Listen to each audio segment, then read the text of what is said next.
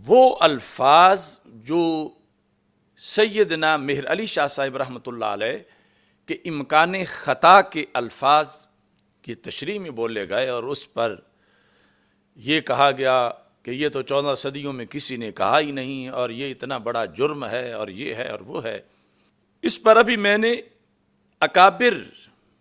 کے جو عربی دلائل ہیں، عربی لٹریچر میں، وہ ابھی میں نے پیش کرنا شروع نہیں کیے، صرف میں تھوڑی تھوڑی جھلک پیش کر رہا ہوں۔ اس وقت خود ڈاکٹر طاہر القادری کو میں آئینہ دکھانا چاہتا ہوں۔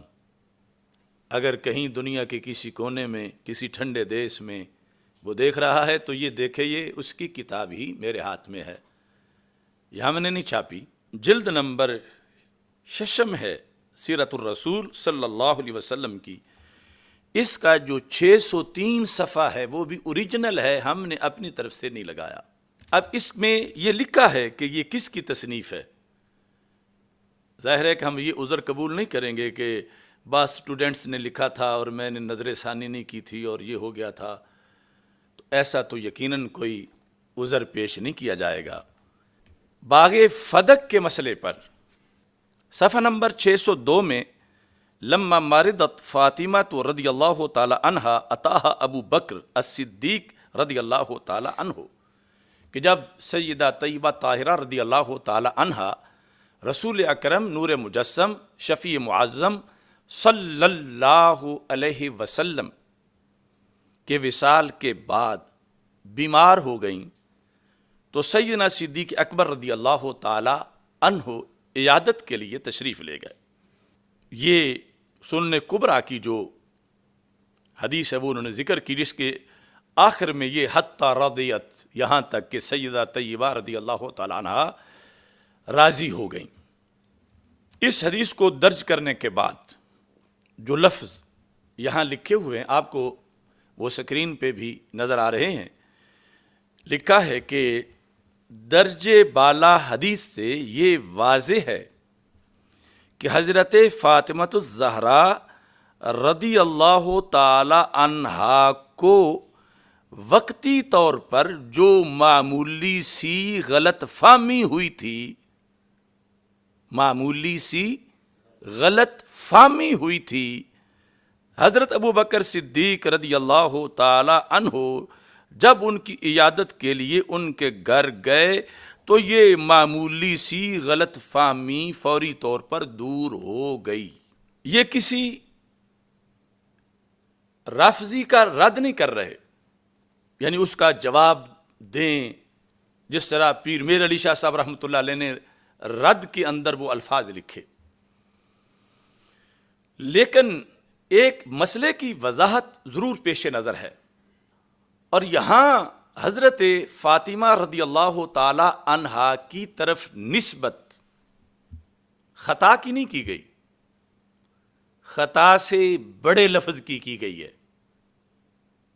آج وہ حضرت صاحب بڑے حاجی ثناء اللہ بن کے امکان خطا کی بھی نفی کر رہے ہیں، اور تقریباً عقیدہ معصومیت تک پہنچ گئے ہیں سیدہ فاطمہ رضی اللہ تعالی عنہا کے لحاظ سے۔ وہ جو انہوں نے ایک نئی چیز گھڑی ہے حدیث کے لفظوں میں خیانت کر کے، اس کا مستقل ہم رد کریں گے انشاءاللہ۔ لیکن یہاں میرے وہ الفاظ جو کہ یعنی کے ساتھ تشریح تھی سیدنا مہر علی شاہ صاحب رحمۃ اللہ علیہ کے الفاظ کی، وہ لفظ ایسے ہیں کہ نبیوں کی شان کے لحاظ سے بھی بولے گئے ہیں، یعنی انبیاء علیہ السلام کی طرف بھی خطائے اجتہادی کی نسبت کی گئی ہے بالاتفاق مخصوص شرائط کے ساتھ اہل سنت و جماعت کے نزدیک۔ اور پھر وہ خطا اجتہادی بھی وہ تھی کہ جو زائل ہو گئی، اور سریع الزوال جو اس کی قسم ہے کہ جب حدیث سنی تو وہ اجتہادی خطا جو تھی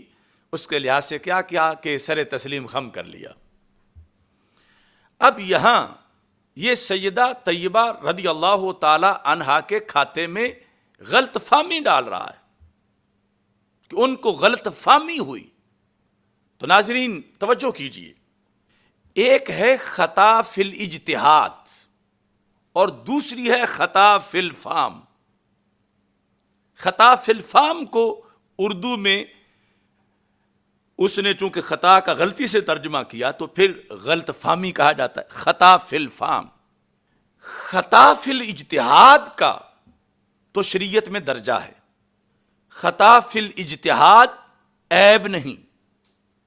خطا فی الاجتہاد نقص نہیں،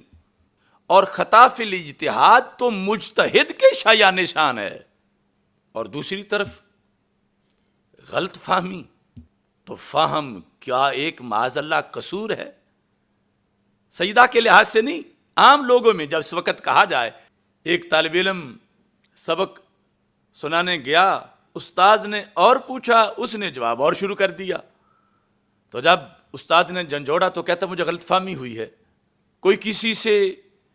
زائد پیسے مانگنے لگا تو اس نے کہا نہیں تم نے تو اتنے مانگنے تھے، یہ کیا کر، کہتا مجھے غلط فہمی ہوئی ہے۔ شرمندگی، عیب، نقص، اور یہ مجتہد کی طرف سے نہیں، یہ ہر ادنا سے ادنا بندہ اس کے شایان شان بھی ہے غلط فہمی۔ اور ادھر خطائے اجتہادی جو کہ اللہ کے انبیاء علیہم السلام سے بھی شرائط کے ساتھ اس کا صدور شریعت میں مانا گیا، اس پر تو ان لوگوں نے گستاخی کے لفظ بولنا شروع کیے۔ تو اب مجھے جواب دیا جائے کہ اگرچہ یہ کہا ہے معمولی سی غلط فہمی،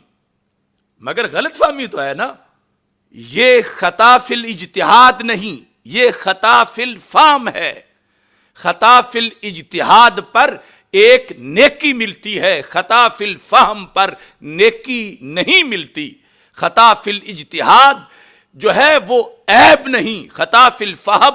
عیب ہے۔ تو یا تو یہ طاہر القادری اور اس کی پوری کمپنی کوئی ذخیرہ حدیث سے یہ حدیث بھی دکھا دے کہ اذا اخطا فی الفہم فلہ اجر، کہ جب کسی نے کسی چیز کو سمجھنے میں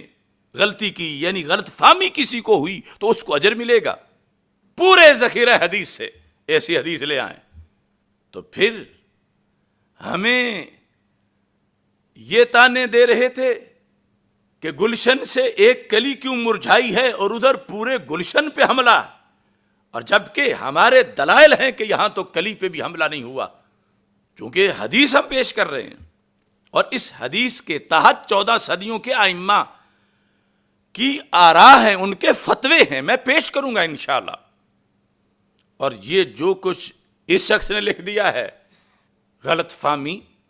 اور 2 بار لکھا ہے، اور پھر آگے غلط فہمیاں مطلقاً، تو یہ کس منہ سے مجھ پہ اعتراض کر رہے ہیں؟ اور یہ سارا ٹولہ جو اس سے امیدیں باندھے ہوئے ہے کہ وہ اس سلسلہ میں پتہ نہیں کوئی پہاڑ کھود کے کوئی دلائل نکال لے گا،